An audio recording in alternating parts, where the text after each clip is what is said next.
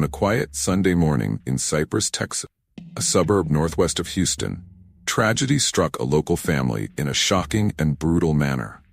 At approximately 7 a.m. on that fateful day, firefighters responded to reports of a house fire on a residential street. As they battled the flames and smoke, they made a grim discovery that would shake the community to its core. 3 bodies lay inside the burning home. As investigators worked to piece together what had occurred, the identities of the victims emerged, painting a heartbreaking picture of lives cut short. The homeowner was identified as 54-year-old Kelly Ann Mashrell, described by those who knew her as a devoted mother and avid social media user who frequently shared uplifting posts and selfies online. Also found dead were Kelly Ann's 23-year-old son, Colin Foster, and Colin's girlfriend, Cameron Richard, who had just celebrated her 21st birthday not long before the incident. Friends and family were left reeling by the sudden loss. Those who spoke to local media described all 3 victims as wonderful people, touched many lives. Kelly Ann was remembered as a positive presence both online and in her community. Colin had recently celebrated his own birthday and, according to posts on his mother's social media, had just purchased a new red Corvette that he was excited about. Cameron, though young, was said to have had a bright future ahead of her, for it was so cruelly extinguished. As the smoke cleared and the extent of the tragedy became apparent, quickly became evident to investigators that this was no accidental fire. Homicide detectives who examined the scene found evidence suggesting all 3 victims were already deceased before the fire was set. This pointed to a sinister motive, that the blaze had likely been started in an attempt to cover up the murders and destroy evidence. One of the first clues came from the firefighters' discovery that an accelerant appeared to have been used to fuel the flames. This is a common tactic employed by arsonists to ensure a fire spreads rapidly. The presence of accelerants immediately raised red flags that this was an intentionally set fire rather than an accidental blaze. Adding another layer of complexity to the case, the victims were found in different areas of the home. Reports indicated that one body was located on the first floor, while the other 2 were found upstairs. This distribution of the victims throughout the house provided investigators with potential insights into the timeline and nature of the crime. As detectives scoured the property for clues, one item of particular interest was Colin's new red Corvette, which sat seemingly undamaged in the driveway. This sports car, which Kelly Ann had proudly posted about on social media just days earlier as her son's new toy, became a focal point of the investigation. Authorities revealed that Colin had only recently purchased the vehicle, likely as a birthday gift to himself. They also noted that the previous owner of the Corvette was not considered a suspect in the crime. However, car's presence at the scene raised some intriguing questions. A neighbor reported hearing a car door slam in the middle of the night prior to the fire. When they looked outside, they observed someone driving the Corvette who they did not recognize. This sighting of an unknown individual operating the victim's vehicle in the hours before the murders and fire was deemed highly suspicious by investigators. Police ended up towing the Corvette away from the scene to be thoroughly examined for potential evidence. They also began canvassing the neighborhood for any security camera footage that might have captured the mystery driver or other suspicious activity around the time of the crimes. With the fire reported around 7 a.m. on a Sunday, investigators faced the task of reconstructing the events of the preceding night and early morning hours. The neighbor's account of hearing the Corvette late at night provided one potential data point. Additionally, the fact that the victims were found in different areas of the home offered clues about how the attacks may have unfolded. The early morning timing of the fire itself was noted as somewhat unusual by arson experts. Many intentionally set fires occur late at night under cover of darkness to minimize the chances of the perpetrator being seen. A 7 a.m. blaze, when many people would be waking up or already active, carried higher risks of detection. This timing, combined with the use of accelerants and apparent attempts to destroy evidence, painted a picture of a crime that was likely not meticulously planned far in advance. Instead, it had the hallmarks of a rapidly unfolding situation where the perpetrator acted to cover their tracks in the immediate aftermath of the killings.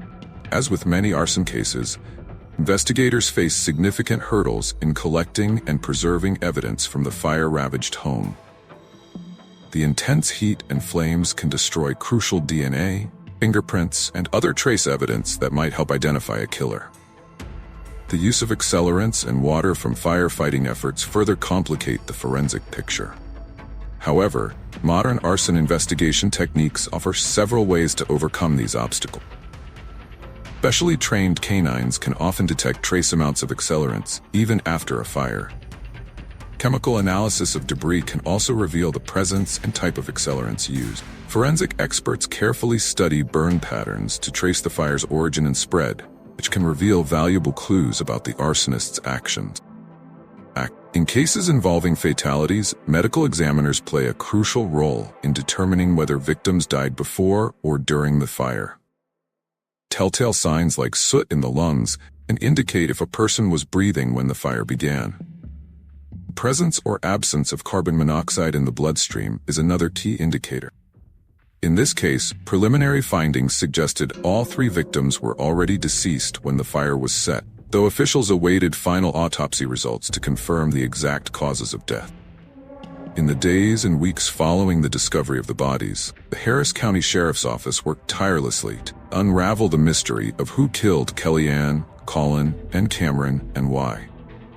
Detectives conducted extensive interviews with family members, friends, coworkers, and acquaintances of the victim, seeking to understand their relationships and recent activities that might shed light on a motive.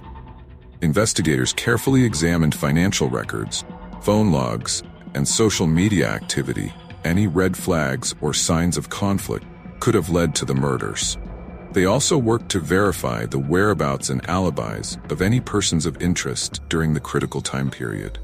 Forensic analysis of evidence collected from the scene, including the Corvette, continued in crime labs. Experts combed through the charred remains of the home, meticulously documenting and collecting even the smallest potential clues. Security camera footage from throughout the neighborhood was gathered and scrutinized for any glimpses of suspicious individuals or vehicle. The sheriff's office made public appeals for information, urging anyone who might have seen or heard anything unusual around the time of the crime come forward. They set up a dedicated tip line and offered a reward for information leading to an arrest and conviction in the case. As is often the case with high-profile crimes, theories and speculation about potential motives and suspects began to circulate both in the community and online. Some wondered if the killings might be connected to organized crime or drug activity, though there was no evidence linking the victims to such enterprises. Others theorized that the murders could have stemmed from a personal dispute or love triangle gone wrong. Presence of 3 victims, including a couple, led to speculation about jealousy or relationship drama as a potential motive. However, friends of Colin and Cameron described their relationship as loving and drama-free.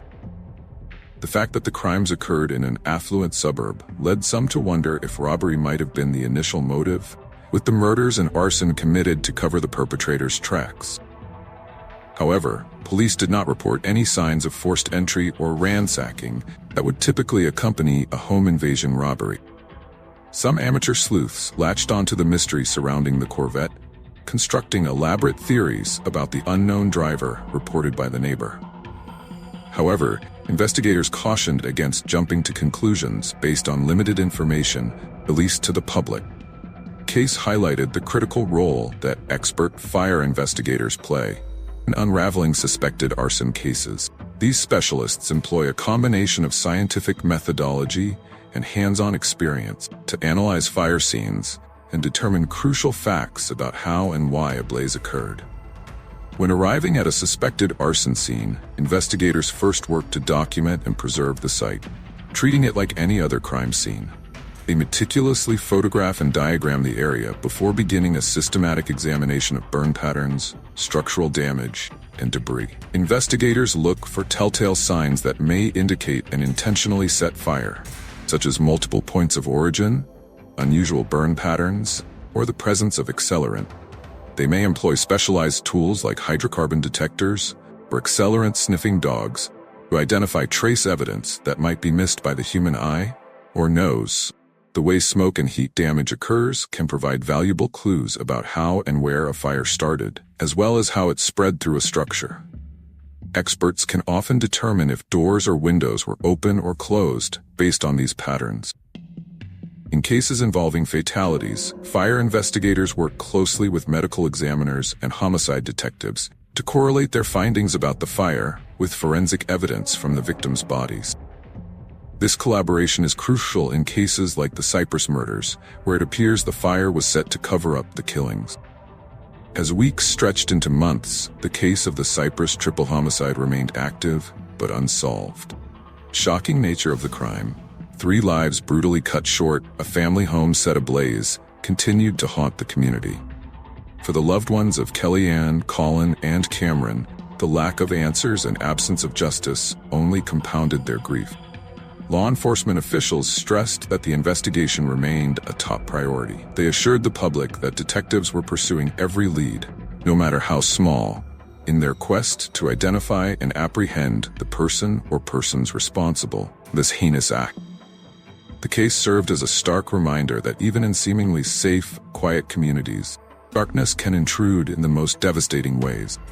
It left residents grappling with difficult questions about trust, safety, and the capacity for evil that can lurk behind familiar facades. As the investigation continued, those who knew and loved the victims clung to hope that answers would eventually come to light.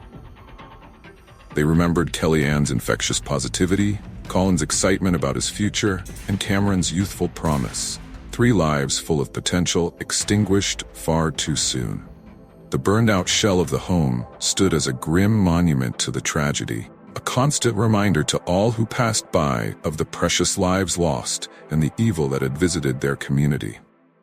But amidst the sadness and fear, there remained a resolute determination to see justice served, and to honor the memories of Kellyanne, Colin, and Cameron by ensuring their killer did not escape punishment for this unconscionable act.